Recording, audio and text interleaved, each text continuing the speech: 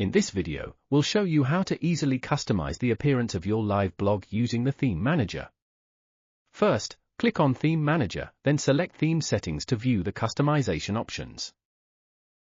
The settings are divided into two sections, Layout and System Settings, and Styles, which is in the second tab.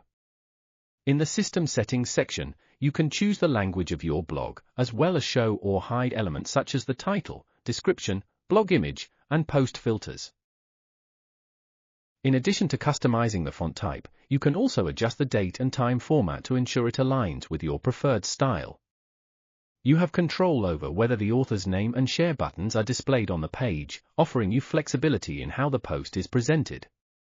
You can set the number of posts shown per page, allowing for an optimal viewing experience suited to your audience's preferences.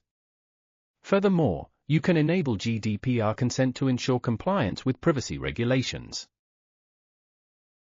In the Styles tab, you can customize the font type using Google Fonts, adjust text size, and set colors to match your brand's identity with just a click.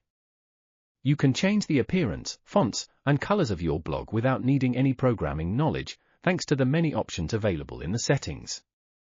For developers or anyone familiar with HTML or CSS, there's an option to upload your own theme as well.